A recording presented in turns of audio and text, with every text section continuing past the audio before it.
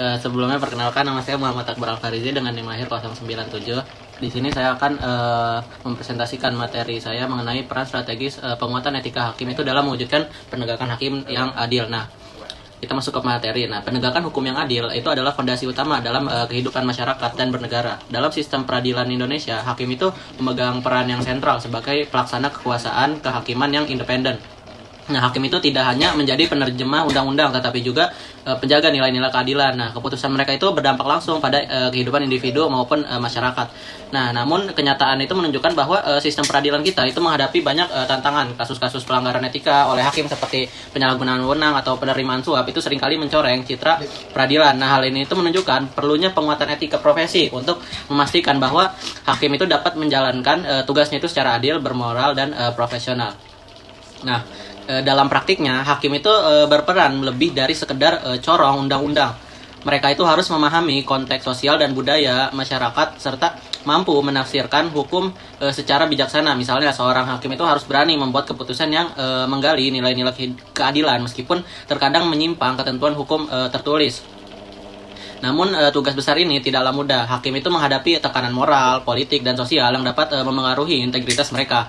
Nah, oleh karena itu, integritas hakim itu harus dilandasi oleh pemahaman yang mendalam tentang etika hakim. Nah, selanjutnya itu ada beberapa tantangan utama dalam menjaga etika profesi hakim. Yang pertama itu pelanggaran kode etik, pelanggaran seperti suap dan penyalahgunaan wewenang itu kerap kali merusak kepercayaan masyarakat. Lalu selanjutnya ada budaya hukum yang lemah. Nah, rendahnya kesadaran masyarakat tentang pentingnya etika hukum itu juga menjadi hambatan. Untuk mengatasi tantangan-tantangan ini, beberapa langkah itu bisa dilakukan. Seperti yang pertama itu pendidikan etika yang mendalam. Pendidikan tentang etika profesi itu harus dimulai sejak awal, yaitu ketika calon hakim itu mulai menempuh pendidikan hukum umum. Nah, pendidikan ini tidak hanya berfokus pada aturan tertulis, tetapi juga pada moralitas dan tanggung jawab sosial. Selanjutnya, rekrutmen yang ketat. Proses seleksi calon hakim itu harus mencakup nilai-nilai terhadap integritas moral, spiritual, dan intelektual mereka. Nah, pelatihan berkelanjutan hakim itu perlu terus diberikan pelatihan tentang etika, pengambilan keputusan yang adil, dan penanganan kasus yang kompleks. Nah, pelatihan ini harus disertai studi kasus nyata agar hakim itu dapat belajar dari pengalaman. Selanjutnya, pengawasan yang transparan. Lembaga seperti komisi yudisial itu harus diberdayakan lebih lanjut untuk dapat mengawasi perilaku hakim secara efektif. Nah, pengawasan ini itu penting untuk menjaga kepercayaan masyarakat agar masyarakat itu kepercayaannya itu tidak hilang terhadap hakim. Nah, pentingnya budaya hukum di masyarakat. Nah, penguatan etika profesi hakim itu juga memerlukan dukungan budaya hukum yang kuat. Nah, budaya hukum yang baik itu akan menciptakan lingkungan yang mendukung hakim menjalankan tugasnya dengan profesionalisme.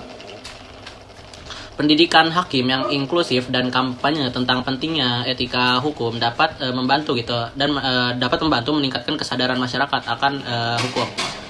Hakim itu juga bisa menjadi teladan moral. Nah, selain menjalankan tugas profesional, hakim juga itu harus menjadi teladan moral bagi masyarakat. Sikap yang bijaksana, adil, dan berwibawa dari seorang hakim akan meningkatkan kepercayaan masyarakat terhadap sistem peradilan. Nah, dengan demikian hakim itu tidak hanya menjadi penegak hukum, tetapi juga agen perubahan sosial yang mendukung terciptanya keadilan masyarakat. Jadi dapat disimpulkan, konstitusi Indonesia itu menegaskan bahwa kekuasaan kehakiman itu harus merdeka untuk menegakkan hukum dan keadilan. Nah, dengan penguatan etika profesi hakim ini akan mampu menciptakan keputusan yang tidak sesuai dengan hukum, tetapi juga dapat mencerminkan nilai-nilai keadilan substantif. Nah, langkah ini sangat penting untuk meningkatkan kepercayaan masyarakat terhadap sistem hukum di Indonesia.